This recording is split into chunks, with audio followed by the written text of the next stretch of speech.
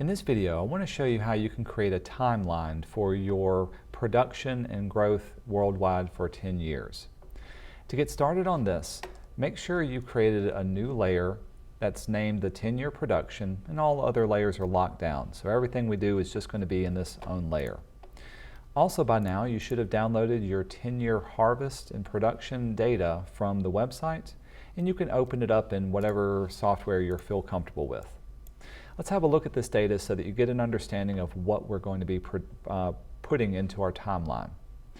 Note that there's two sets of data. There's one area for how much area has been harvested, and there's another set of data for how much has been produced. And we only want to look at the production portion of this. As far as the important dates that we need to have 2010 to 2020, and we only want to look at the tonnage or the production of that amount in this particular area. So these are the numbers that we have. We can safely ignore just the harvested area for now. Let's jump back into Illustrator. And if you look at the bottom of your toolbox, you can select your line graph tool. With this tool, just like with our bar graph, you can click and drag over an area to start your graph, save some room for the bounded values off to the left-hand side, and you can safely get rid of the little 1 that's inside of the first little column that you have here. Let's jump back into our data set and copy and paste over our information. The first thing we need is to select our date ranges, 2010 to 2020. We'll go up to Edit and copy that, and select the first little column, first little cell there, and make sure to paste it into there. Next, we can jump back into our data, and let's select the tonnage for just the produced area and copy and paste that. So copy, jump into our second column, and paste. Now, there's a unique problem that's going to happen when we hit the checkbox at the top of our spreadsheet. Notice that it will start a timeline or a little line graph, but it doesn't show our dates at the bottom. As a matter of fact, it's treating the dates as part of the line graph itself, and that's not what we want. Well, the reason for this is because Illustrator treats any numbers as data that's supposed to be on the line, and in this case, we don't want it to be treated as a number, we just want it to be a year. We want it to be alphanumeric. So the trick to treat this as the actual date is to put your dates in quotation marks. When you do that, you can see now it's going to read it as the actual year instead of adding a decimal point at the very end of it. It's a little bit of a hassle, but all you've got to do is to go through each of the dates and put them in quotations, and it should read out correctly once you're finished. So take some time and fix your data from there.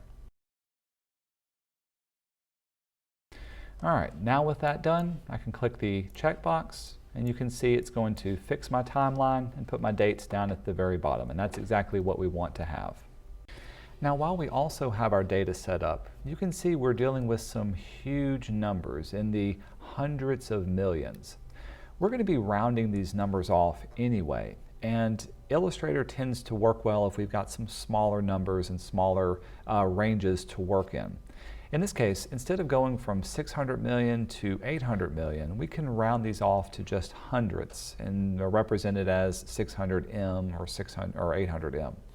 Here's what I mean for your data. When you click on your little data set, we can move the value over instead of it being an exponential value. So I'm going to get rid of the period here and then move it over to there and get rid of the E plus 8. This will round it off to 694.45. Now, since it is rounding up that value, the last thing we want to do is to change our cell style. Instead of it having 2-digit places, let's set it to be 3-digit places and say OK. Now this will give us our full value. So the next thing you need to do is to select each of the cells and move the decimal place over to the third value, and then get rid of the E plus 8 for each one. And do this for all of your values as well. This is going to give us a much more dynamic looking timeline than just the straight across that you may be seeing for here.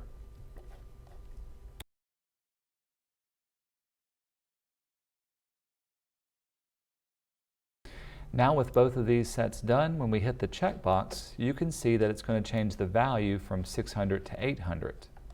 Here's what we can do with changing up and shrinking this value. I'm going to close out our data set. I want to be able to have my graph not go from 600, but something a little bit closer to my actual values that I have in my chart. The lowest value I have in my chart is 694. If I rounded that down to, let's say, 690, and my highest value in 2018 is 759. We can round that up to 760. So I want it to go between 690 to 760 as my range. Here's how to change up that range.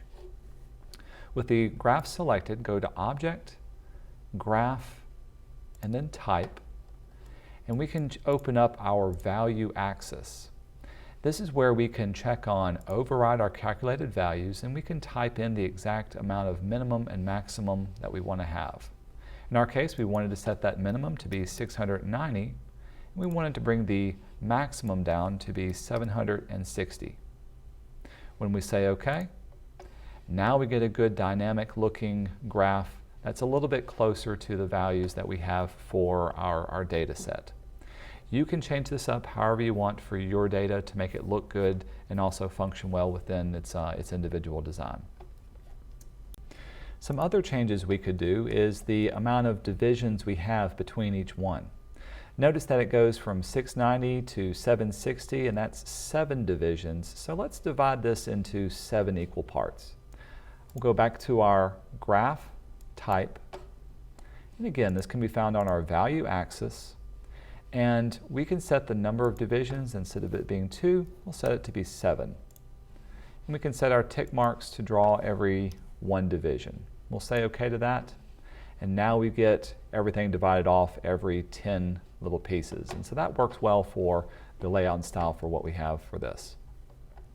Now we can break it apart and play around with the design of all the little areas that's on here. I'll go up to Object and Ungroup. Again, it'll give you a warning. We'll say OK to that. And you may have to ungroup it a couple of times to be able to select and move the individual parts. To style this up, I'll grab my eyedropper tool. Let's work on the text on the side. I'll select it.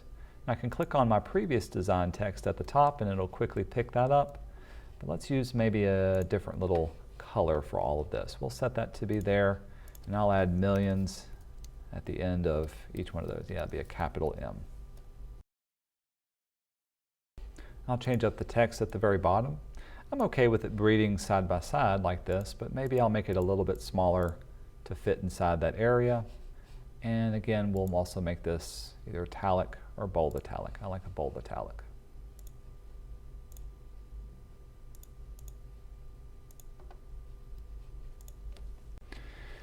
I think altogether I'm going to change up the background of my color, and let's let it be something nice and dark to contrast with everything else we have. That looks pretty good with that.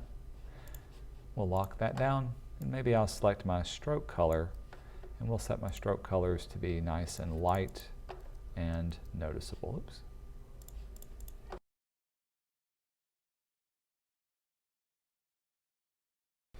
Finally, to make this really stand out, maybe I'll fill in this area for this particular line. Now to do this, it's pretty easy to do. I'm going to lock down everything that I have so I don't accidentally draw on top of it. And I want to just draw off the same profile outline. I'm going to use my pen tool, and all I'm going to do is connect each of the dots that are here. And for now, I'm just going to fill it in with the gray, and later on I'll go back and I'll change it. Reach the end for this, we'll go back and fill it in with that. Now when I send it to the back, Object, Arrange, Send to back, I can put it behind everything, and I can fill it in with a single color or something that matches up. I like the gradients that we did in the previous one, so I'm going to turn this into a nice orangey style gradient.